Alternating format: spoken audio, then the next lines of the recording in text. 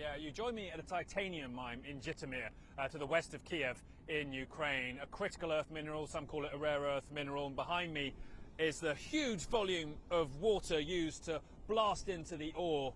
And you can see just them dropping off what they've scraped from one of the huge basins here. Look, this mine has its problems. Russian attacks on the electricity infrastructure here that keeps it running means sometimes they get 3 hours functionality a day, and the electricity is very expensive. All these elements really go into explaining how urgently Ukraine wants some kind of investment, but also too the complexity of how much money you might expect to get back from your immediate investment. They're not running on a profit here at all.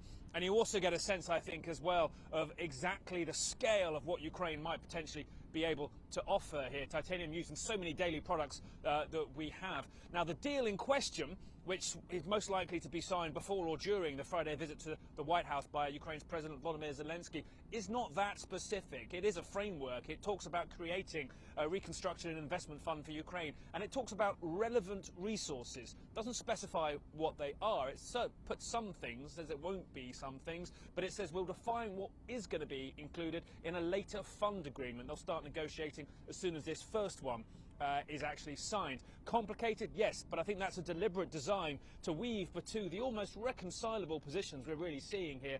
President Trump on one side saying, I want debt repaid and I want it repaid using these natural resources. Zelensky saying, I don't recognize any of that money from the Biden administration as debt. It was grants, and I want to see this turning into something about investing in Ukraine as well. So that complexity really, I think, fudged around by this document that seems to get everyone over that obstacle.